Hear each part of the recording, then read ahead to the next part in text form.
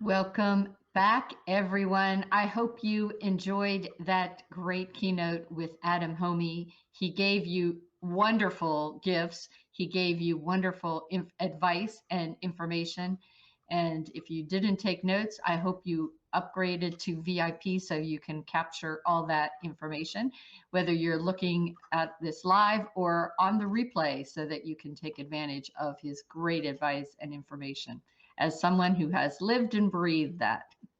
Next up, I have a great speaker, wonderful friend, Elaine Jackson. Let me tell you a little bit about Elaine. Elaine is going to be talking to us about delivering a speech with genuine humor and much laughter. Elaine Jackson is a seasoned motivational speaker with years of speaking and coaching skills in her holistic PMC Speakers Mastermind Toolbox.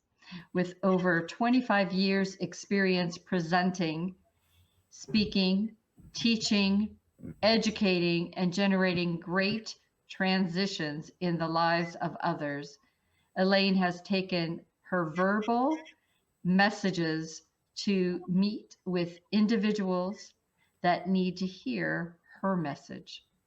Elaine believes there is always someone that needs to hear the message that you have to share.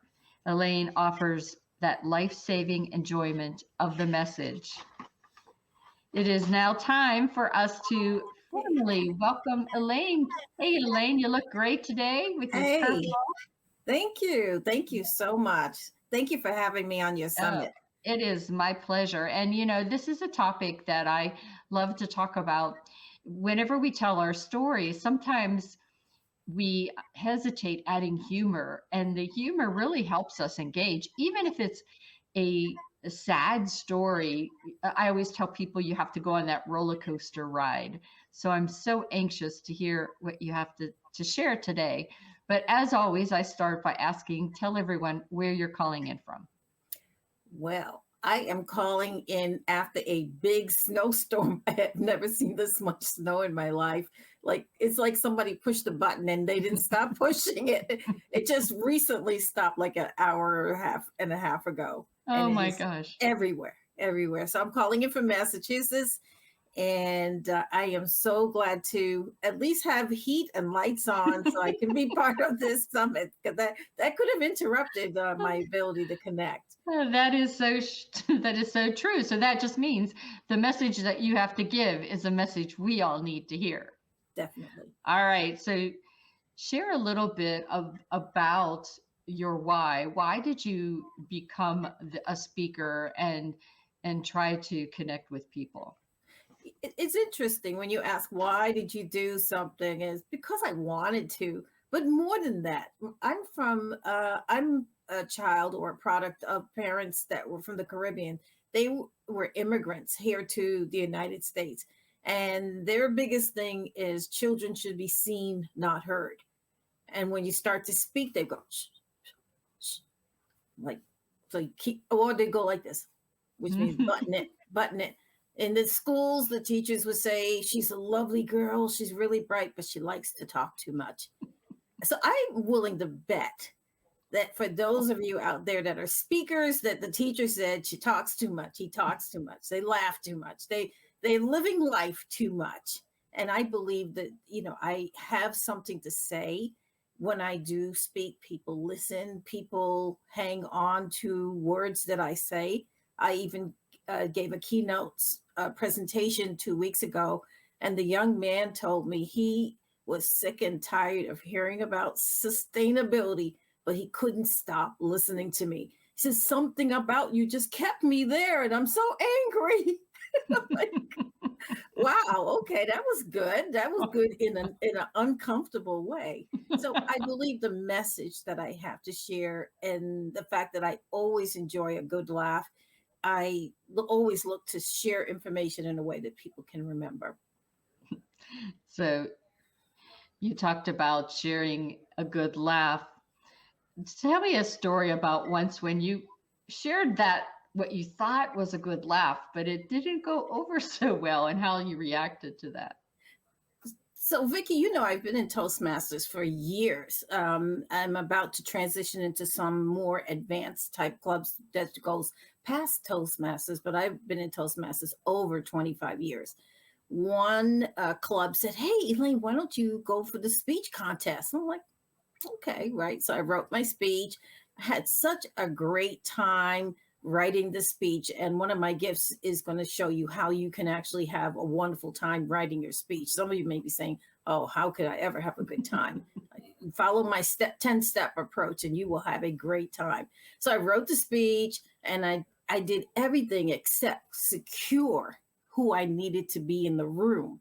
We Mm. always had a really mixed advanced club, mixed meaning always men and women, older people, younger people. So I just knew that I had the backing.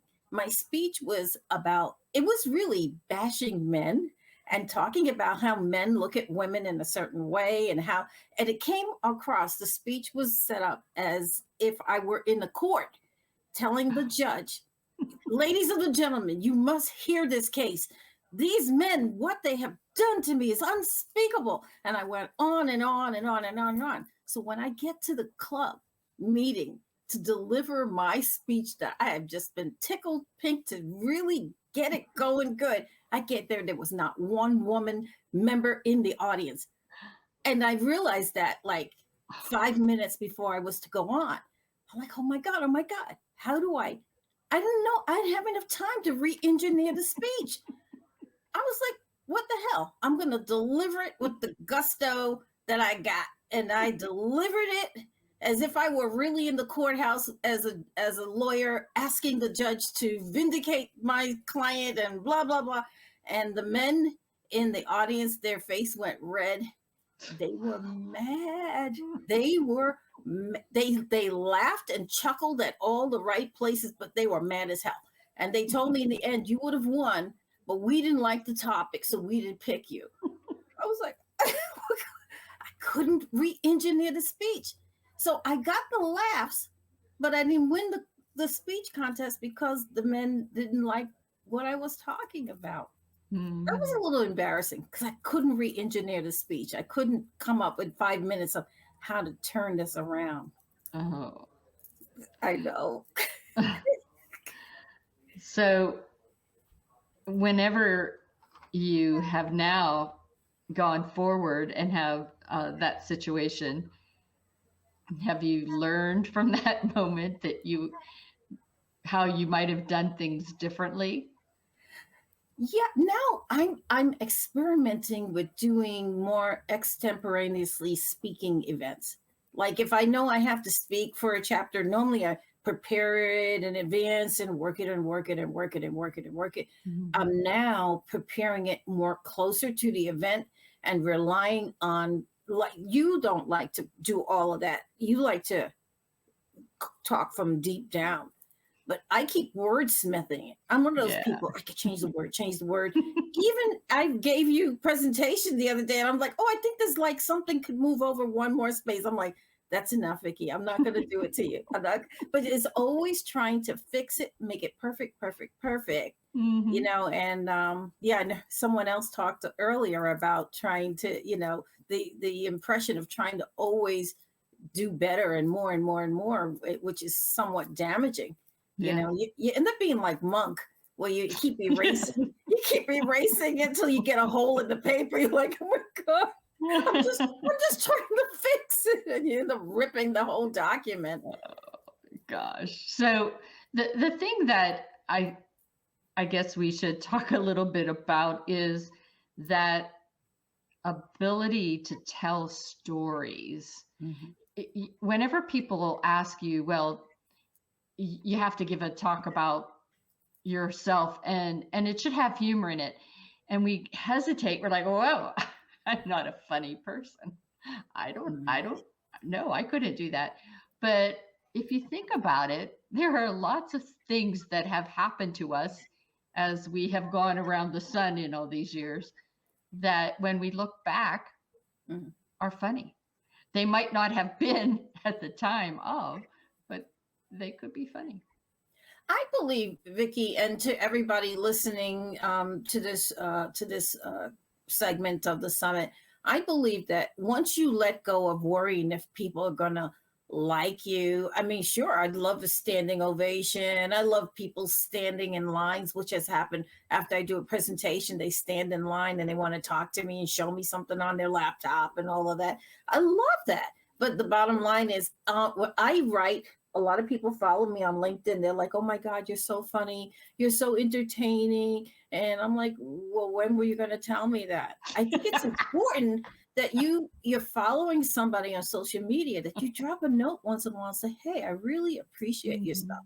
What if somebody was really like at the end of life, kind of like, I can't take it anymore. Nobody loves me. I mean, I'm not like that. But the thing is, it's important if you're following somebody and you like something does, to tell them. Say, hey, or drop them a line or say, hey, I heard it was your birthday and I just want you to know I really enjoy you. Hope one day you write a book. Say something nice out there to encourage someone, because you just never know where people are in their life. Something could have happened and they're like, life is so hard, Yeah. And it really is also a good point that you don't know. Say you got in a cab or an Uber and the person was so negative, the driver just wasn't very talkative, and you might perceive that they're a certain way. And as you said, it could just be that life was not going so great for them that day. And yeah, but I'm originally from New York, so you're not going to get me. First of all, Uber is something I'm like, I don't really want to do that.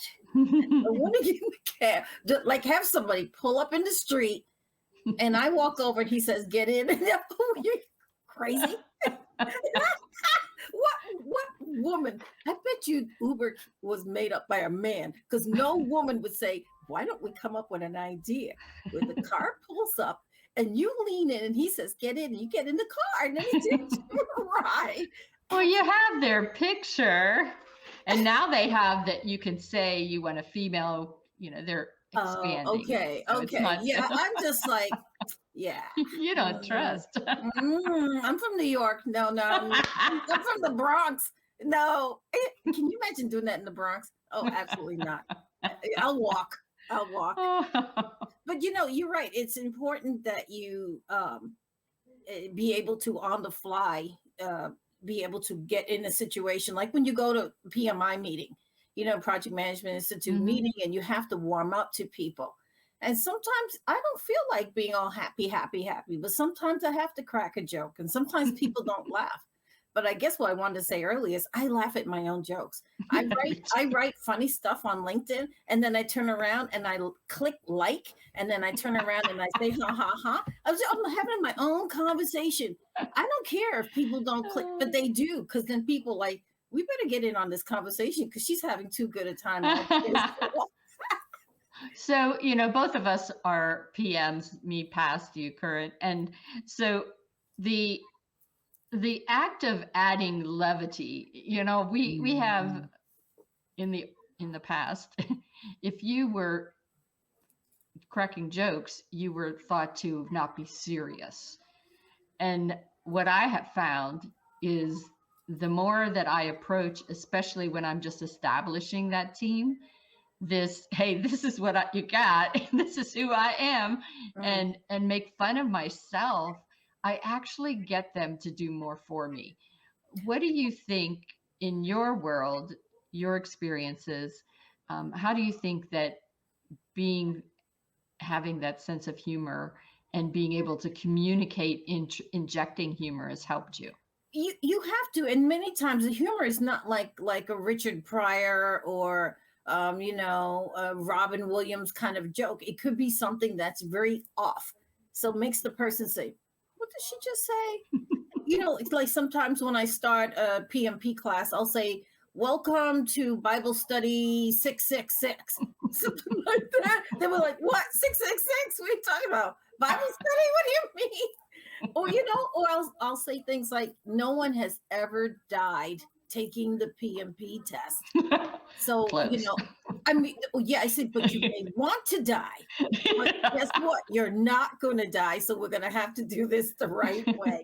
So the humor is not like, but it's important to also set it up, like to say, Mhm. hey, like some of the presentations you've seen me, I'll start a presentation and then I'll stop.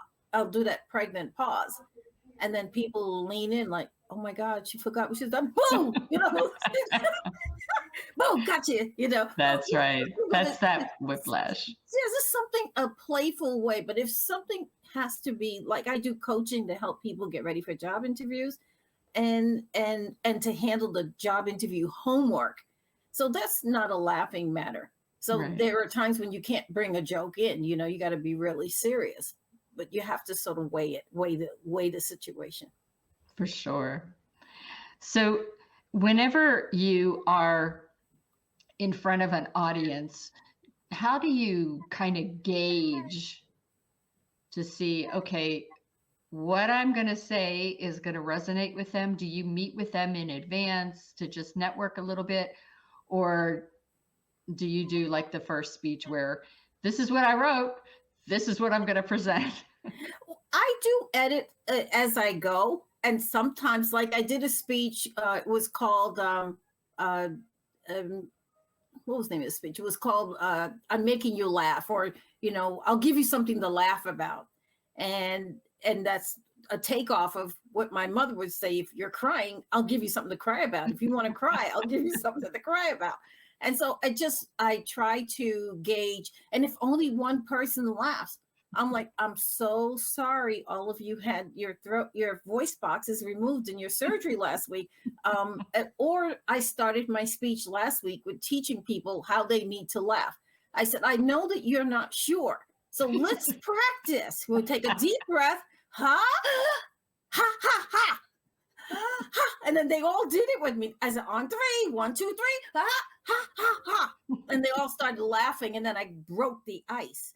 But Yeah. that I could have bombed and I would have kept laughing. I'm like, I laugh at my own joke. So I don't care if you don't laugh at it. And sometimes my saying that starts me laughing. And sometimes I can't stop laughing. So I try Mhm. not to get caught up in that. You ever get a joke that's so funny that you just can't talk because your brain keeps replaying the kick line that make you happy and you want to keep laughing. And I try not to let myself get too happy in a presentation. Yeah. So the world is a wide open space now, especially with the virtual that we have. And I learned early on that my humor from here in Atlanta, Georgia, Oh. may not go so well in Mexico or in Japan.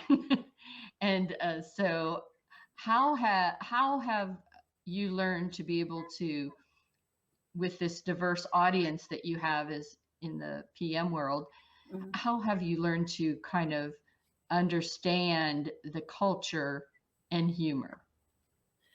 Well, and so that's really interesting because, like, St. Patrick's Day is coming up. There are some things that are humorous that I may not get because, um, that it's not my culture. Or they may talk about potato farmers or something like that. And it might be funny to some people, but it's like, I don't get the joke.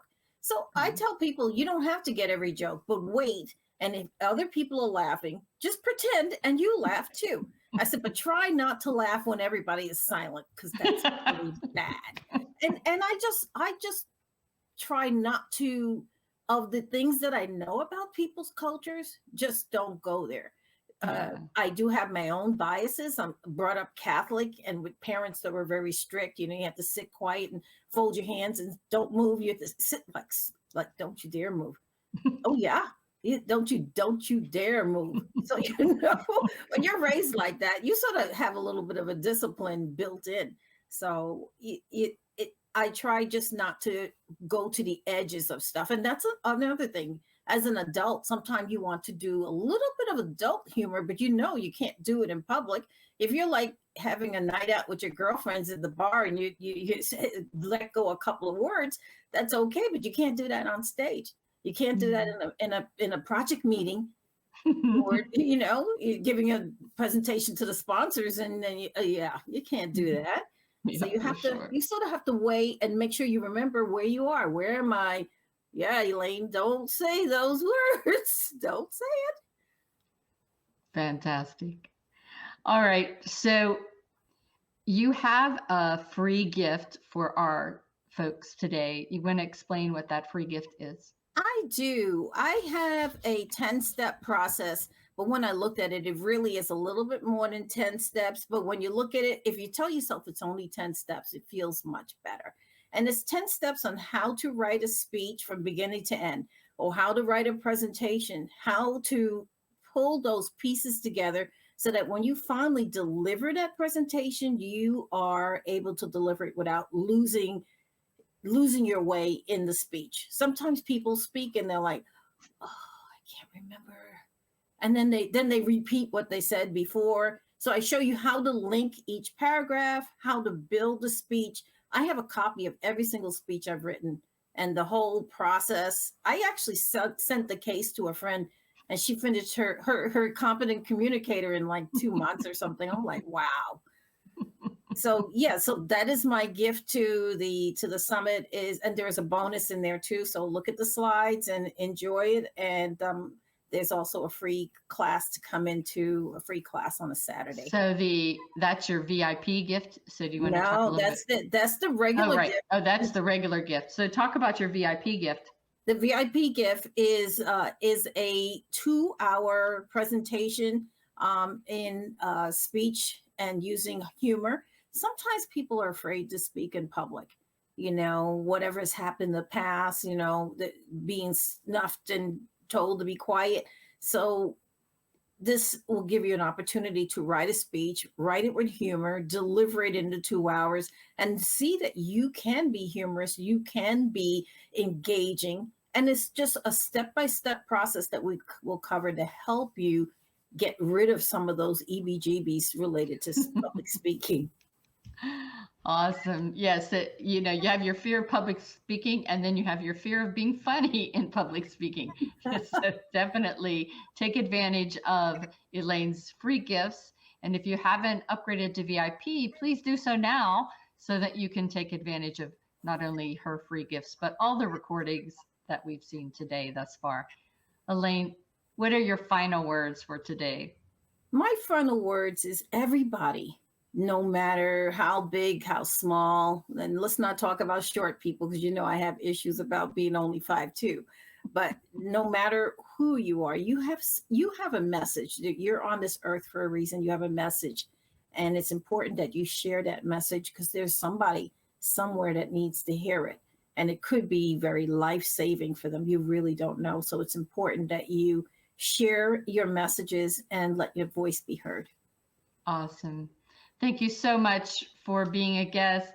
And we're going to have about an 8-minute break before our next speaker. So go ahead and grab a coffee or water, and we'll see you all at the bottom of the hour.